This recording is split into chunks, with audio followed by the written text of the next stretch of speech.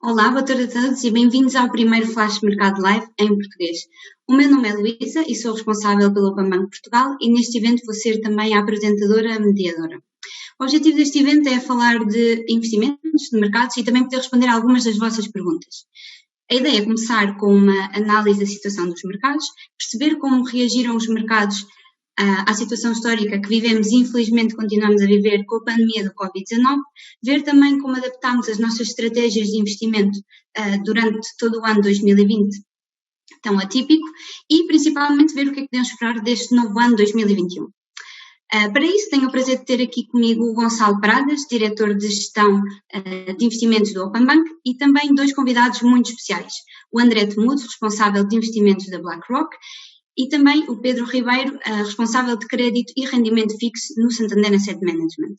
Antes de começarmos, queria explicar-vos só as duas coisas muito rapidamente. Primeiro, quando entraram no evento devem ter visto que havia duas opções, entre português e versão original. Em português, vão ouvir a mim, ao Pedro e ao André em português e o Gonçalo em português com tradução simultânea. Se selecionarem versão original, vão ouvir a mim, ao Pedro e ao André em português e ao Gonçalo em espanhol. Se se enganarem, se quiserem mudar esta opção durante o evento, podem fazê-lo a qualquer momento na barra inferior que aparece no vosso ecrã. Por outro lado, para participar, fazer perguntas, fazer os vossos comentários é muito fácil. Na barra superior tem a opção question/comment, é carregar aí, pôr o vosso nome, a vossa pergunta e vai-me chegar a mim e eu faço a gestão de todas as perguntas durante o evento. Outra coisa, vi uma pergunta ainda, mesmo antes de começar o evento, do Samuel, que me perguntava que não podia ver todo o evento. Não há problema, nós depois vamos disponibilizar a gravação. Portanto, se alguém estiver desconectado depois, não há problema, nós disponibilizamos a gravação do evento. Agora sim, acho que estamos todos preparados. A primeira pergunta é para ti, Gonçalo. É uma pergunta que me fazem muitas vezes, portanto, eu vou aproveitar esta oportunidade para te fazer a ti. Que é, afinal, o que é o serviço de investimento automatizado RoboAdvisor e como funciona?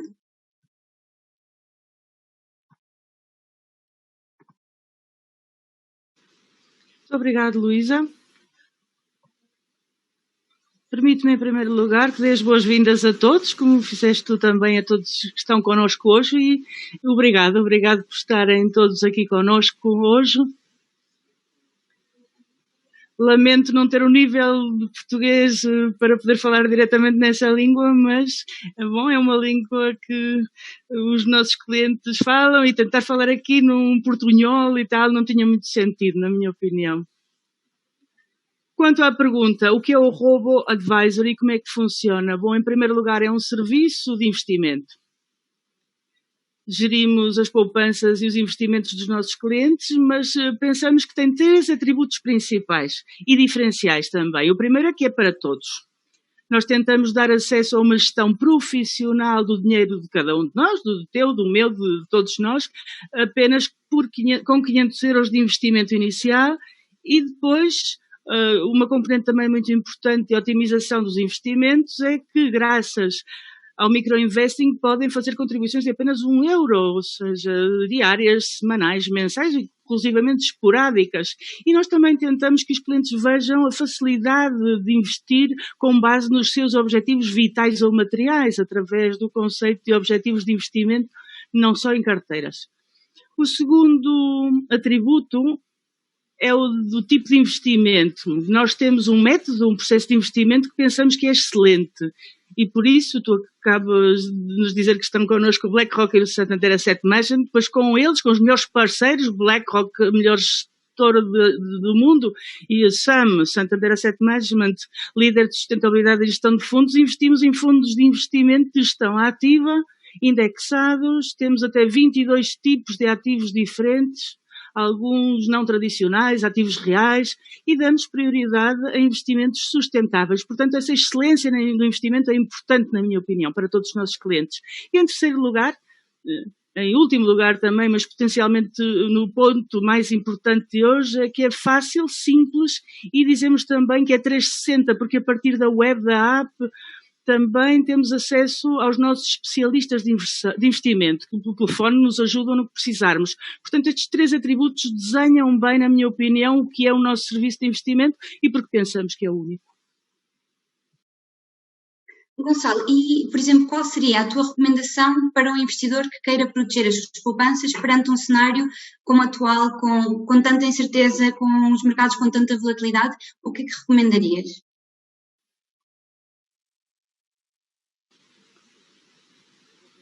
Disseste-me investidor, portanto já é alguém que investe, não é? Portanto, essa é uma grande notícia, uma boa notícia, porque se não investe, o que eu lhe diria é que não está a proteger o seu dinheiro, em primeiro lugar.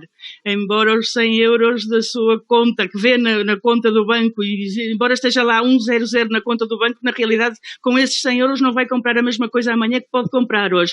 Mas se já for um investidor e se quiser proteger as suas poupanças, ou o que é a mesma coisa, proteger o seu poder aquisitivo e, portanto, é um investidor prudente, então o que nós recomendamos é o que estamos a fazer com estratégias as mais defensivas, com o Robo-Advisory, por exemplo, que é diversificar ao máximo. E diversificar ao máximo procurando os extremos de uma carteira conservadora, desde ativos de mercado monetário até o outro lado, o oposto, que certamente são obrigações de mercados emergentes ou obrigações corporativas de empresas, mas de qualidade high yield. Obrigada, Gonçalo. Temos hoje aqui, como já disseste, a BlackRock, o Santander Asset Management. Acho que também é importante perceber como funciona o Comitê de Investimentos, exatamente com o assessoramento destes nossos parceiros. No fundo, quem é que gera o dinheiro dos clientes?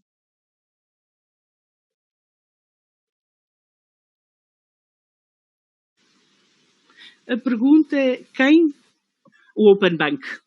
Sob o ponto de vista legal, sob o ponto de vista formal e, sobretudo, também de vontade. Quando definimos este serviço, e eu gosto de me lembrar disto e também de como está a funcionar ao nível da rentabilidade para os nossos clientes, nós tínhamos duas opções no princípio. Queríamos gerir os investimentos dos clientes, mas também queríamos fazê-lo com uma excelência, como acabo de dizer. E nessa base pensávamos ter duas opções. Construir uma equipa excelente de gestores, de analistas, de gestores de risco top, e nós pensávamos que isso ia demorar algum tempo. E a outra opção era associarmos-nos com os líderes em modelos de gestão que considerávamos que eram os que estavam mais de acordo com o serviço que queríamos montar e com os seletores de produtos também líderes. E para nós, esses eram a BlackRock e o Santander Asset Management. Nós propusemos-lhes e trabalhamos bastante e, de facto, tivemos a grande notícia. Disseram-nos que sim e aceitaram este projeto. Então, agora temos um comitê de investimentos que, como assessores, tem o Santander Asset Management e o BlackRock, mas o centro é o Open Bank.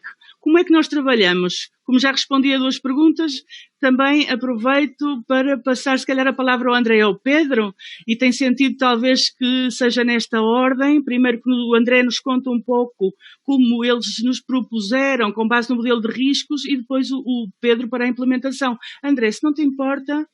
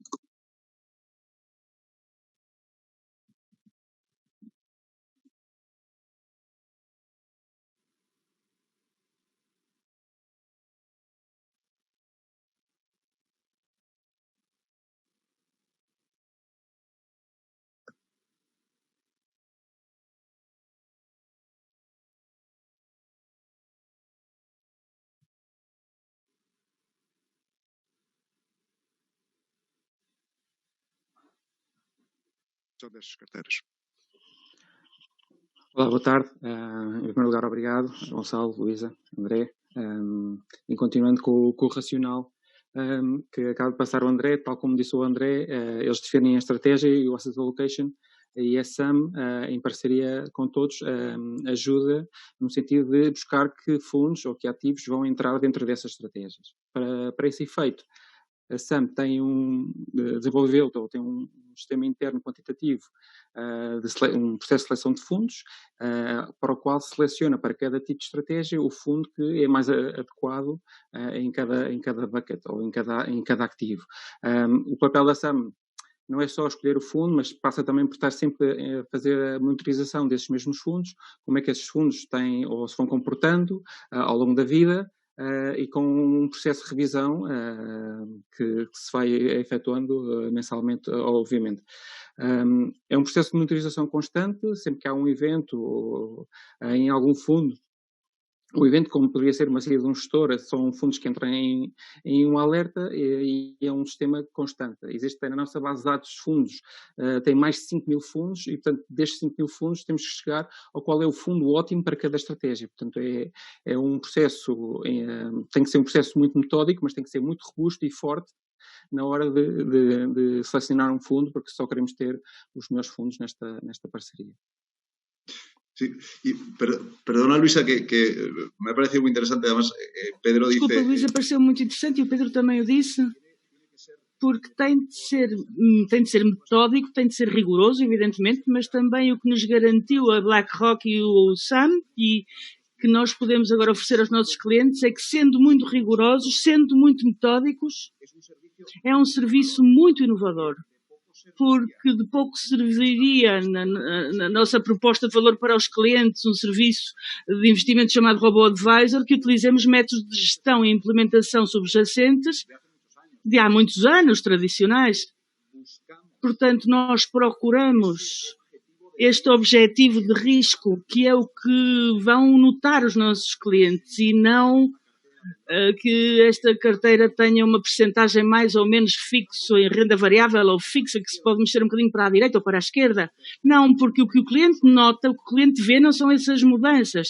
O que o cliente vê são os possíveis movimentos mais ou menos fortes na sua carteira. O que nós fazemos é trabalhar para o que vê o cliente e gerimos graças a esta proposta que explicava o André e que explicava o Pedro também, com base nisso, com base dos nossos clientes, que no fundo são o centro deste serviço. E tudo o que fazemos no Open Bank, claro, mas deste serviço em particular, que estamos a falar agora. Obrigada, Gonçalo. Tenho aqui uma pergunta que vi do Tiago, que me pergunta, e há alguma coisa, eu acho que é normal que te perguntem isto também, que é: qual seria a hora certa para investir? Ahora, a ver, ¿es el momento para invertir agora? É a altura de investir agora? Pois claro que sim, eu penso que temos de levar em conta várias coisas. Nesta altura, ou em qualquer altura, dizemos sempre que o melhor momento para começar a investir é hoje. É já. E porquê? Porque nós não sabemos o que vai acontecer amanhã. A realidade é que o objetivo que queremos alcançar com o nosso serviço de Robo-Advisor é que, graças aos objetivos de investimento, os clientes sabem a importância de começar a poupar e investir para o futuro, para ter uma liberdade financeira no dia da manhã. Portanto, hoje é já, é o momento, é o melhor momento. O André dizia que nos reunimos frequentemente durante março, abril. Pois sim, é verdade que sim, várias vezes, inclusivamente no mesmo dia. Inclusivamente também nos momentos piores, ou precisamente antes dos momentos mais complicados. Se tivéssemos investido nessa altura, hoje estaríamos a ganhar dinheiro. Portanto, aqui há quase uma armadilha psicológica que é óbvia e que todos anotamos, mas temos de ajudar os nossos clientes a reverter, a parar. Gonçalo, e por exemplo, pegando no que estavas a dizer, que o melhor momento é agora, por exemplo, o que aconteceu nos mercados em 2020?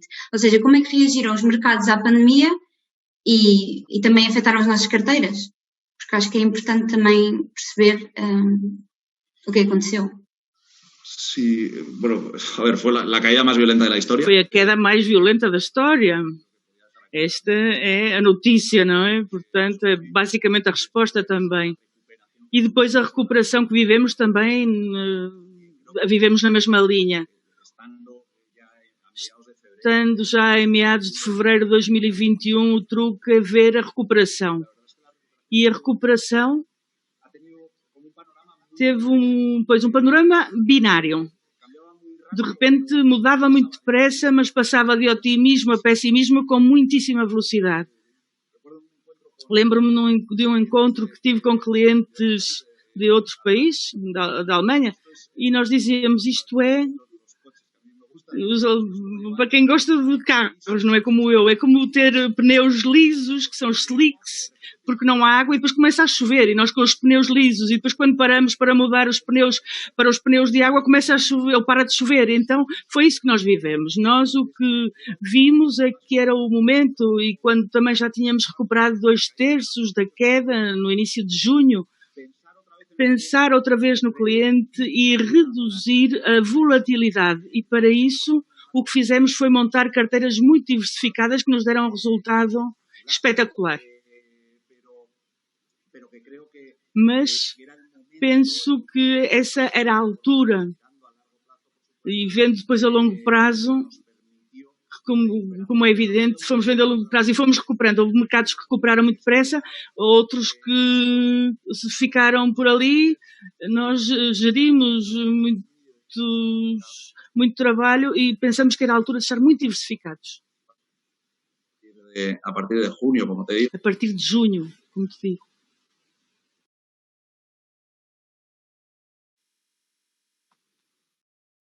Gonçalo, e que lições aprendemos? E que lições aprendemos do ano 2020? Pues mira, te decía que... Eu dizia que muitas coisas mudaram, e mudaram muito rapidamente. Foi a queda mais violenta da história, aprendemos muitas coisas a muita velocidade. A primeira coisa que aprendemos foi a diversificação. É mais importante agora do que nunca diversificar, ter um posicionamento para estes ambientes em transformação. Outra coisa que reaprendemos, porque houve outras crises anteriores com que já tínhamos aprendido isto, é manter investido o dinheiro. Nos piores momentos, nas alturas mais complicadas e de maior incerteza, é aí que é preciso voltar a estar investidos e a pensar que não era preciso materializar as perdas. Outra chave é agir rapidamente e com decisão, a vontade de agir rapidamente e com decisão.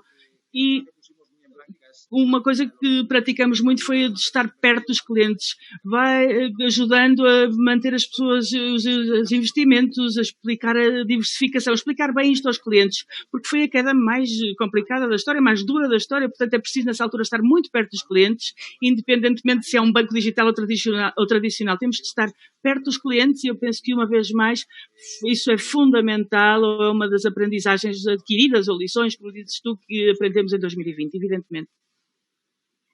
E tu falas do que aconteceu. Acho que é importante também perceber o que é que aconteceu com as nossas estratégias de investimento, ou seja, já recuperaram neste momento da crise sanitária do Covid-19 ou como é que estão neste momento as estratégias? Porque acho que é importante perceber isso também. Sí, la respuesta sí. La última fue... A resposta é sim. A última foi a estratégia do BAE, a mais agressiva, que já recuperou tudo há algumas semanas. Consideramos que a rentabilidade está a ser muito boa agora e, sobretudo, conseguimos reduzir a volatilidade. Ainda continua a haver bastante volatilidade no mercado e nós voltamos a volatilidades normais nas nossas estratégias. No mercado ainda não. Mas sim, a resposta é sim, voltamos a rentabilidades positivas e estamos agora com menor volatilidade. André, tenho uma pergunta para ti, que é: que classes de ativo ou tipos de investimento foram os mais rentáveis durante o ano 2020 e quais beneficiaram mais a estratégia Robo-Advisor? Obrigado, Luísa. Só aqui uma nota para contextualizar um bocado duas perguntas do Gonçalo antes e um bocado o que o Gonçalo estava a dizer. Eu acho que o que se passou nos mercados não foi necessariamente o que se passou com os investidores que estavam investidos no mercado. Por um lado tivemos dois ativos muito antagónicos, ambos com excelentes rentabilidades. Por um lado, tecnológicas, um ativo considerado risco alto, e por outro lado, o ouro, considerado um ativo de refúgio, com rentabilidades muito altas, coisa que raramente acontece. Por outro lado, tivemos praticamente todos os setores e países, para não dizer todos, com rentabilidades positivas no ano. O que me faz crer, a priori, que muito poucos ou nenhum investidores deveriam ter perdido dinheiro. No entanto, como disse antes, o que se passou nos mercados não foi necessariamente o que se passou com os investidores que estavam investidos nos mercados. E não foi assim por várias razões, e queria apenas dizer 3 razões, que eu acho que o Gonçalo já referiu algumas delas. Mas a primeira é terem consciência que nem todos somos o Warren Buffett e temos que perceber que todos necessitamos de um atendimento profissional, de um atendimento especializado e de uma assessoria financeira. Ponto número 2 é que nem todos pensamos no longo prazo quando investimos e cedemos muitas vezes àquela tentação de aguentar os investimentos ou de não aguentar os investimentos e vendemos a pior altura de mercado. E terceiro, porque nem todos somos emocionalmente disciplinados para gerir carteiras de investimento no meio de um fenómeno, como o Gonçalo dizia, que é o Covid, que foi a pior caída ou a mais abrupta da história. A boa notícia neste panorama é que há uma solução à nossa frente, e aqui nesta call e nesta conferência, não é?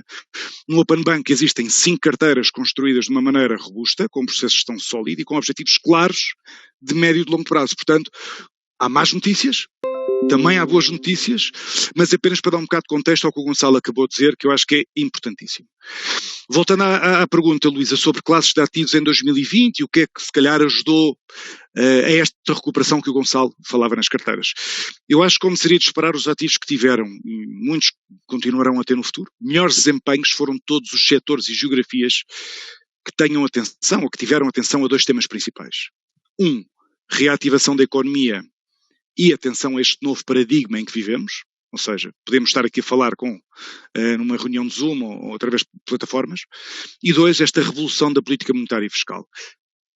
Voltando ao primeiro ponto, diferentes regiões, diferentes países, diferentes setores começam a reabrir, ou começaram a reabrir principalmente a partir de maio de 2020, depois de uma paralisação completa e sem precedentes, apesar de cada uma velocidade diferente. E obviamente que aqui há consequências que eu já vou explicar. Destacaria como estas consequências Ásia e Estados Unidos como regiões mais destacadas de 2020, bem como setores cíclicos mais expostos a esta recuperação económica. Destaca aqui também setores, ou excelente comportamento de setores de tecnologia, setores de saúde.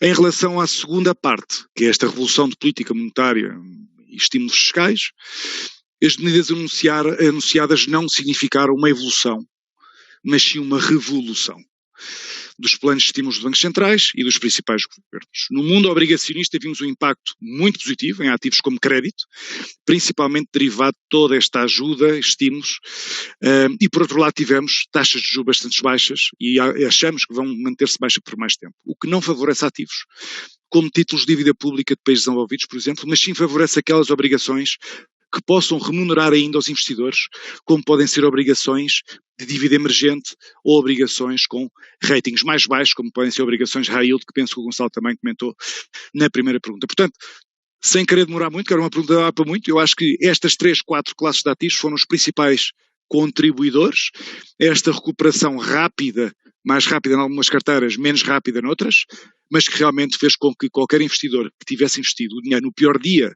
de 2020 já tenha recuperado hoje o seu investimento. Muito obrigada, André. Pedro, também tenho uma pergunta para ti, para acabar agora com esta parte sobre o ano passado, sobre 2020. Que tipos de fundos de investimento ajudaram mais à recuperação durante o ano passado? Eu diria que existiram vários tipos de fundos. Não é? A minha especialidade é fundos de obrigações, como sabem, sendo responsável de crédito. Os bancos centrais tiveram um papel fundamental neste sentido. Tivemos as taxas de juros nos Estados Unidos que desceram para níveis, muito, muito baixos, e se calhar ninguém pensaria que o crédito norte-americano ia ter o retorno que teve, não só pelo estreitamento que tivemos nos spreads de crédito, mas também pelo movimento que tivemos nas taxas de juros.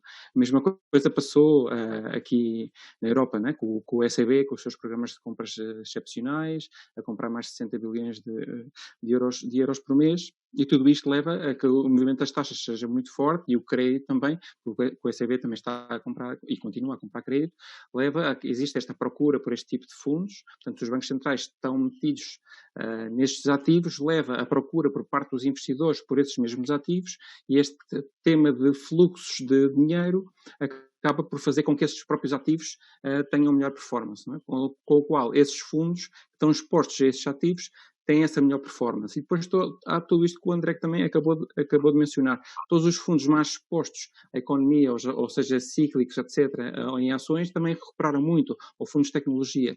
Mas depois há outras coisas que nós nunca, se calhar pensaríamos que iriam recuperar, mas toda esta nova tendência ou movimento Covid faz que existam pockets de oportunidade que se calhar ninguém pensou nisso e subiram. Hoje, por exemplo, algo extremo, estava a ver que o preço da madeira nos Estados Unidos subiu disparadamente. E porquê? Porque as pessoas estão mais em casa, são outras tendências, portanto começam a renovar as casas e o preço da madeira subiu.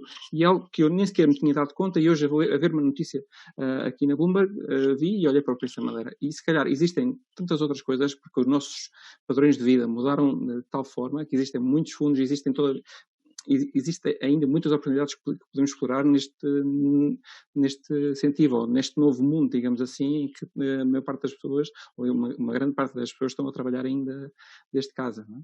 Então, eu diria que, em resumo, fundos onde tivemos fluxos de dinheiro com entrada, até esses fundos beneficiaram-se muito por causa das políticas dos bancos centrais, e outras partes mais tecnológicas ou mais óbvias nesse sentido de recuperação. Não é?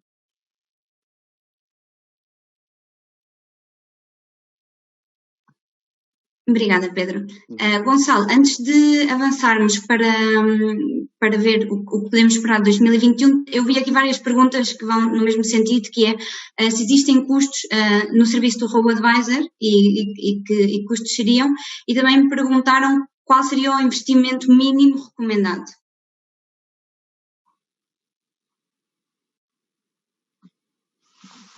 Empiezo por la última. Começo pela última. O investimento mínimo recomendado, não existe um investimento mínimo recomendado. Há um investimento mínimo para poder dar acesso a tudo, que são 500 euros. O investimento recomendado é aquele que o cliente quiser fazer, e, sobretudo, um investimento que pode ser inicial e que pode ser, como vos dizia antes, periódico ou extraordinário. Nós montamos esta tecnologia do micro-investing para possibilitar que os clientes beneficiem de uma forma simples, muito simples, porque nem se apercebem, e vão fazendo transferências automáticas a partir das contas para o Robo-Advisor, para beneficiarem, como vos dizia, da qualidade ou dos atributos do juro composto. Eu não vou entrar aqui em muitas complexidades, mas obviamente otimizam por poder investir recorrentemente, porque cada rentabilidade que vamos criando vai ser criada cada vez sobre mais dinheiro. Não há uma recomendada de 500 euros. É o cliente é que deve decidir o que quer investir e como quer fazê-lo, quando, com quanto dinheiro quer fazer. Quanto aos custos do serviço, pois o custo vai desde 0,42% anuais até 1,03% anuais, dependendo dos ativos em que o cliente investe. Certo. Um bocadinho também ainda nesta linha, Gonçalo, perguntam por vários lados como estão posicionadas atualmente as estratégias de investimento, se é na Europa, se é nos Estados Unidos.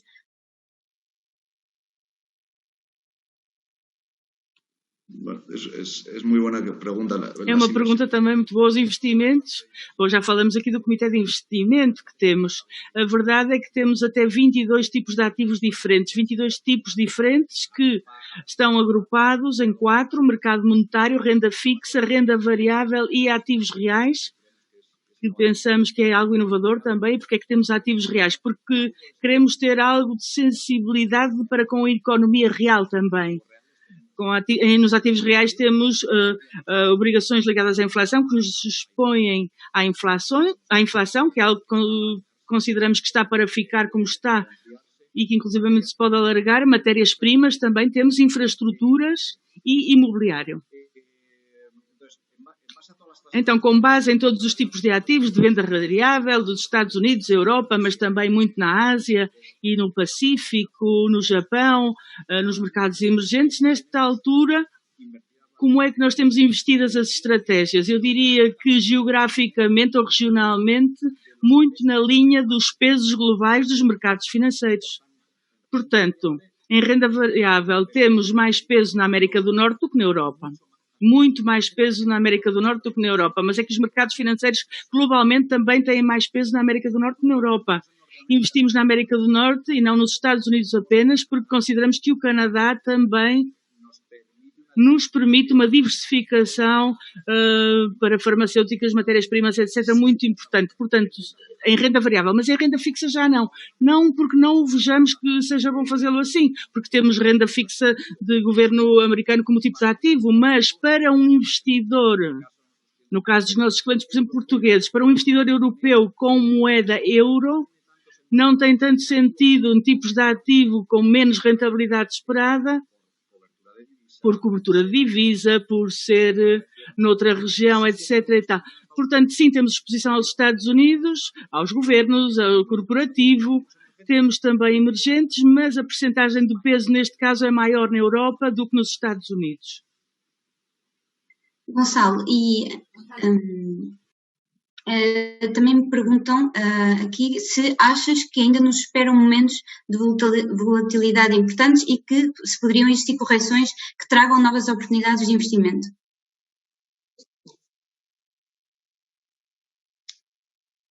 Sim. Seguro. Sim. Certeza. Sim, às duas perguntas. Sim, vai continuar a haver volatilidade e sim, essa volatilidade vai trazer oportunidades, evidentemente. Deixa-me que comece pelo princípio, pelo que me perguntaste, pela volatilidade. Nós estamos ancorados, digamos isto assim, e também seria bom saber a opinião aqui do André e do Pedro, mas estamos ancorados numa volatilidade que, se virmos isto a um nível histórico, é superior, quase o dobro da volatilidade a que estávamos habituados nos últimos anos. Nós vivemos, a partir de junho, numa volatilidade que, embora tenha voltado a 40 pontos no índice VIX de volatilidade de 500, estivemos no intervalo, está normalmente no intervalo entre 20 e 30, quando antigamente estava entre 10 e 15. Portanto, isto continua, claro que há alturas em que diminui, mas de repente, não sei, alguns investidores juntam-se numa rede social e voltam a levar a volatilidade lá para cima. Isto vai continuar a acontecer. O que é que temos de ter em conta? Mais do que as oportunidades de investimento, que claro que existem, mas existem com esta volatilidade.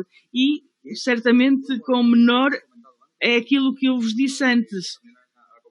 E de que também falou o André, o importante é que, mesmo que a volatilidade esteja alta, em primeiro lugar, nós estamos a fazer tudo o que podemos para reduzi-la nas estratégias em que estão a investir os nossos clientes e, em segundo lugar, temos de nos manter investidos. Não há maior perda do que aquela que é materializar numa determinada altura e não deixamos que se volte a recuperar. Portanto, eu penso que isso é o mais importante ao nível das oportunidades, porque oportunidades existem quando tiramos todas as oportunidades da frente, é quando desinvestimos. Aqui por dar... André, também tenho uma pergunta para Sim. ti. Na BlackRock há muito tempo que falam de investimento sustentável. Porquê que é tão importante e que potencial tem este tipo de investimento? Obrigado, Luísa, pela pergunta. Dava um livro, eu sei que não temos muito tempo, vou tentar ser muito, muito breve neste tema. Eu acho que, em primeiro lugar, a pergunta deveria ser: por que não investir de uma maneira sustentável? Portanto, eu acho que esse porque não faz toda a diferença na pergunta. Há uns anos, se a mim me perguntassem, ou se eu me preocupasse com o tema sustentabilidade, teria sido fácil responder. Porque investir nestas empresas não me compensava em termos de rentabilidades. Tinha pior rentabilidades, e se o meu único objetivo fosse, ou não fosse salvar o mundo, tinha muito clara a minha decisão. Portanto, vou optar por não investir com este enfoque sustentável. Ora bem, a questão hoje em dia, desde há alguns anos, já não é bem assim. Não é? Na verdade, é exatamente ao contrário. Investir em companhias com algum enfoque sustentável gera-me, a mim como investidor, melhores resultados. Um exemplo. No ano passado, em igualdade de circunstâncias, 81% das carteiras sustentáveis no mundo bateram as suas carteiras comparáveis com géneros que não têm esse enfoque. 81%. Okay? É mais. Hoje em dia, investir de uma maneira sustentável não toca só a primeira parte da equação, que é maior rentabilidade, mas toca também outra parte muito importante da equação, que é risco. Construir carteiras mais sustentáveis diversifica melhor os riscos da minha carteira. Estas são as duas razões importantes, porque o crescimento do investimento sustentável tem tido uma trajetória exponencial, mas não são obviamente as únicas razões. Não é? Há temas regulatórios, todos temos e sabemos, há temas de consciência de futuro, e há principalmente uma nova geração de investidores que entra agora no mercado dos investimentos e começa a investir, que pensa de uma maneira diferente. E com isto não quer dizer que o meu pai ou o meu avô têm menos ou tiveram menos consciência do mundo em geral, mas certamente tiveram menos alternativas do que nós temos hoje em dia para fazer. Com tudo isto que acabo de dizer, a BlackRock, em união com o Santander Asset Management e executado também pelo Open Bank, utiliza, não sei a percentagem ao certo, porque é uma gestão mais dinâmica, uma percentagem, uma alocação estratégica das 5 carteiras em produtos com filtros com este caráter sustentável, ou caráter ESG, portanto, meio ambiente, componente social e componente de boa governança. Em algumas regiões, Luís, eu acho que é um bom exemplo, há algumas regiões pesa mais o enfoque numa letra do que noutras regiões pesa mais o enfoque noutra letra. Na Europa, se calhar, pesa mais o enfoque ambiental, a letra E. No mundo emergente, se calhar, pesa o enfoque vai mais para a letra G de governance. Quando eu invisto em mercados emergentes, eu quero pessoalmente investir em companhias que passem primeiro por um crivo, um filtro sobre a ética das pessoas que gerem aquela empresa, sobre a transparência que a própria empresa dá. Portanto, eu investir em mercados emergentes com enfoque ESG, estou automaticamente a baixar a ponderação nas empresas que se calhar são menos transparentes, possam ter algum indício de corrupção, por aí fora. Portanto, acho que temos que pensar nesta ótica. E por isso, termino com a minha pergunta inicial, que era, se a mim, em média, me dá mais rentabilidade, menos risco, maior diversificação, se é uma ideia de futuro, porque o mundo não vai regredir, mas sim avançar. E se eu separo o lixo em casa, se talvez alguns de nós guiam carros elétricos, se eu me preocupo com o futuro dos meus filhos, a pergunta que eu faço é de volta para ti, Luís, ou se calhar de volta para todos os que estão a ouvir, é porque é que não investir em ativos sustentáveis? Não vejo razão, é o que eu estou a dizer. Eu te respondo, André, sim. André, eu respondo sim, claro que temos de investir de forma sustentável e responsável.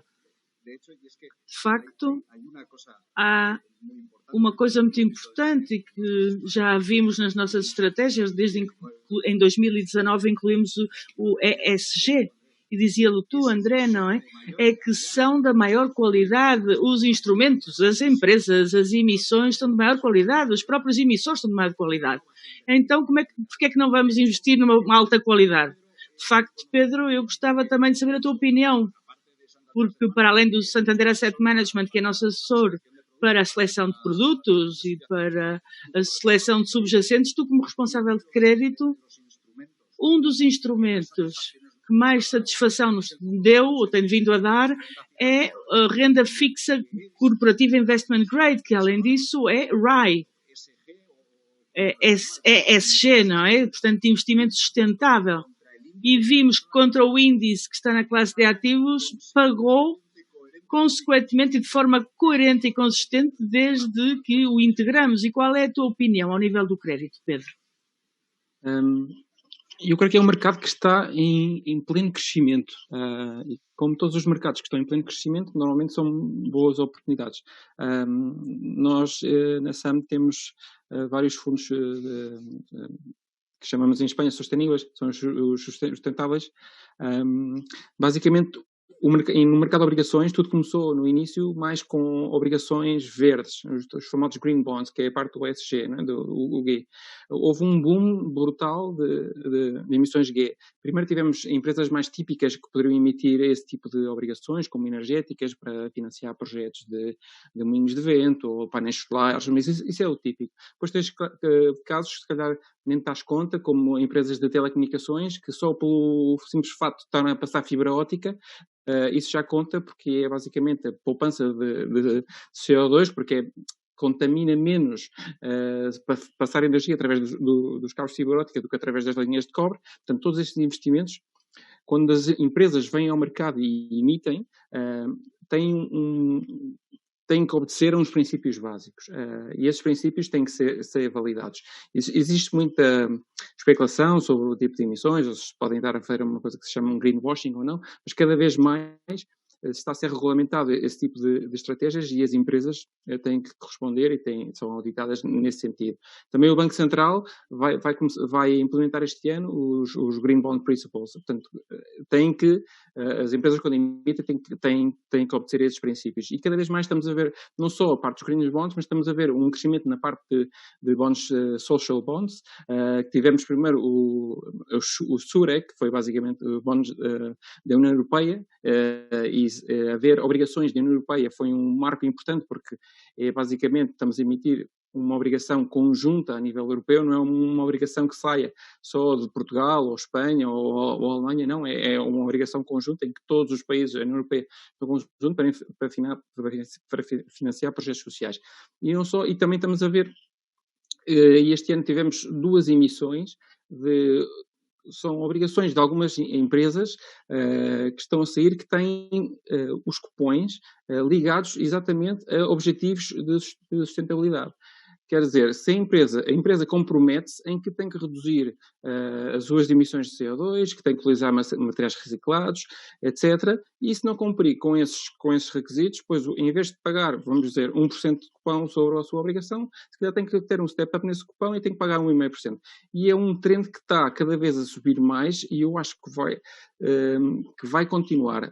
Além disso, tivemos o ECB que já mencionou, digamos assim, que estaria mais favorável em comprar este tipo de ativos. Embora ele não o possa dizer explicitamente, tal como ele não pode dizer explicitamente que vai comprar mais dívida de um país ou de outro, também não vai dizer explicitamente que vai comprar só obrigações deste sentido. Mas ele sim pode fazer alguns tweaks na maneira como aloca os seus investimentos nos seus programas de compras e dar mais incentivo a isso. Ou seja, porquê é que eu não vou investir numa obrigação ou algo que seja sustainable, que tem exatamente as mesmas condições, mas serve para cumprir com estes objetivos, ou noutra obrigação que não é? Se ambas vão apresentar o mesmo potencial de rendimento, eu se calhar vou optar pela outra, não é? E ainda por cima, se há mais, se essa obrigação tem maior potencial, pois isso vai haver mais procura, pois é por essa que eu vou optar, não é? Obrigada, Pedro. Gonçalo, temos aqui imensas perguntas, acho que dava para fazer outro evento, portanto, fica aí, lança a ideia. Gonçalo, mas a última pergunta, temos mesmo de fechar o evento, perguntaram por aqui se com o mercado em alta, se tem sentido continuar a diversificar as carteiras. Um bocadinho em linha com isto, eu vou juntar com outra pergunta, que é porquê alguém deveria investir no robo-advisor do Open Bank? Bueno, lo primero que es una pena que no pueda durar más. Bom, y que é uma pena que não tenhamos mais tempo, mas sim, podemos fazer outro evento daqui a pouco tempo. Mas de facto estou aqui a olhar para o relógio e já estamos aqui há um tempo, não é? Porquê é que as pessoas devem investir no robo-advisor da Open Bank? Pois, com toda a precaução do mundo, eu digo, por um motivo, e todos temos que questionar, não é? Nós entendemos que temos de colocar o nosso dinheiro a trabalhar já. A inflação é uma ameaça? Sim, mas a maior ameaça somos nós próprios. e deixar na conta porque não sei se é a altura e tal. Não, põe o teu dinheiro a trabalhar já, porque temos de trabalhar na liberdade financeira de cada um de nós para o futuro. Este é o primeiro motivo. E o segundo, o que é que eu te vou contar? Tendo connosco o BlackRock e a SAM, Santander Asset Management, acho que investir, ter a possibilidade de investir num modelo de investimento tão inovador como aquele que nós temos, que dá prioridade aos investimentos sustentáveis e que, eu posso-te falar aqui durante muito tempo, mas a realidade é que a nossa web mostra os resultados que estamos a obter e as nossas estratégias, a partir de 500 euros e com estes custos de que falei antes, eu penso que é outro motivo mais para o fazer já. E o terceiro, pois certamente seria porque devemos aproveitar a possibilidade de o fazer de uma forma simples, de o fazer de uma forma também fácil e simultaneamente tendo acesso a esse investimento 24 horas por dia e 7 dias por semana, quando quisermos, através de canais como a web ou a app e com estes especialistas de investimento que das 8 da manhã às 8 da tarde estão ao serviço dos nossos clientes. Portanto, quer por nós, quer por este profissionalismo pela excelência na gestão e também porque é tão fácil e tão simples e não, isto não pode durar muito tempo desta maneira.